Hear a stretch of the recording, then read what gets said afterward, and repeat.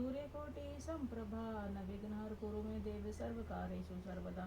ओम सुमुखाय नमः, ओम एकदंताय नमः, ओम कपिलाय नमः, ओम गजकर्णकाय नमः, ओम लंबोदराय नमः, ओम अष्टविनायक नमः, ओम भालचंद्राय नमः, ओम नमस्ते मे गणेशाय ब्रह्म विद्या प्रदायिने विशागस्ते नाम विग्रसागर शरणाय। ओम गणपते नमः। मंदिर रिद्धि सिद्धि माता के साथ सदैव मेरे घर में विराजना। जय गणपति महाराज की। ओम सर्वमंगल मांगल्य शिवे सर्वदे साधिके शरण्ये त्र्यंबके गौरी नारायणे नमोस्तुते।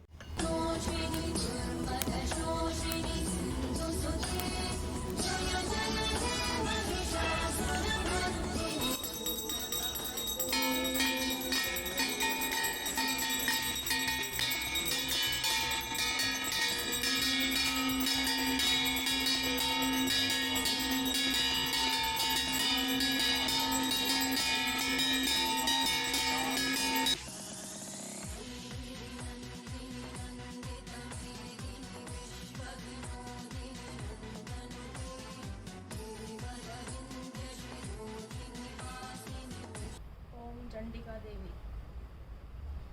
देवी कवच। ओम चंडिका देवी को नमस्कार है।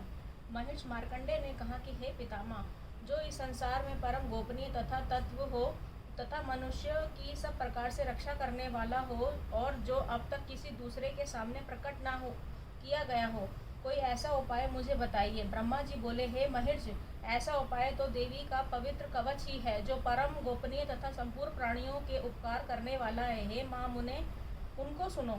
श्री दुर्गा जी के 9 रूप बतलाए गए हैं, जिन्हें नवदुर्गा कहते हैं। माता के पहले स्वरूप का नाम शैलपुत्री, दूसरी रूप मूर्ति का नाम ब्रह्मचरणी, तीसरी स्वरूप चंद्रघंटा है और चौथी मूर्ति कुष्मांडा है। पांचवी का नाम सकंद माता माँ अम्बे के छठे नाम का नाम कात्यायनी, सातवें को कालरात्रि और को महागौरी।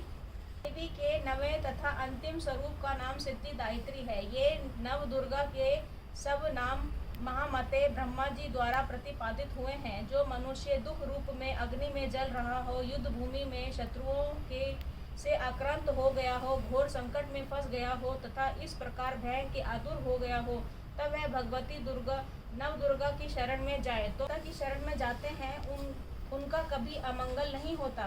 युद्ध आदि के समय संकट पड़ने पर उन्हें कोई आपत्ति नहीं दिखाई देती। उन्हें शोक दुख भय से मुक्ति मिलती है। जो श्रद्धा वृद्धि पूर्वक देवी का सिमरन करते हैं, उनको निश्चय ही कल्याण व उन्नति प्राप्त होती है। हे देवेश्वरी, जो तुम्हारा चिंतन और सिमरन करते हैं, तुम उनकी निसंदेह रक्षा करने वाली हो।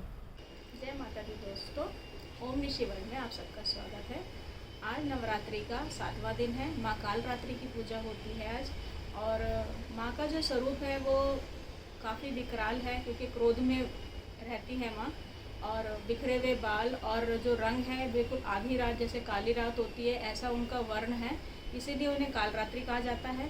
जो माँ की उपासना करता है, साधना पूजा करता है, माँ की सच्चे भाव से पूजा करता है, माँ काल का डर नहीं रहता।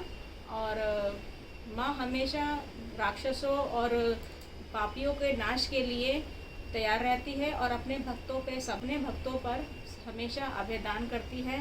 पुराणों के अनुसार माँ ने ये रूप शुंभ निशुंभ राक्षसों का वध करने के लिए माँ ने ये विकराल रूप धारण किया था। इसीलिए इन्हें कालरात्रि कहा जाता है। माँ को दूध से बने हुए मिष्टान का भोग लगाया जाता है। माँ को अष्टभुजी कहा जाता है। माँ कालरात्रि को अष्टभुजी कहा जाता है क्योंकि इनके 4 हाथ हैं और ये गरदब के ऊपर मतलब एक गधे रूप में ही इन्होंने अपने जो सवारी है वो उन्होंने वर्ण की थी। और इनके हाथ में, माँ के हाथ में, एक हाथ में बिजली और गले में मुंडमाला है। माँ कालरात्रि। देखिए, जो मैं सारी वीडियो डालती हूँ उसमें मैं माँ के बारे में मैं बहुत कुछ नहीं बता पाती, क्योंकि मैं भी कोई बहुत ज्ञानी या ध्यानी नहीं हूँ। बस साधारण सी पूजा आती, जैसे आप लोग करते हो वैसे मैं भी पूजा करती हूँ।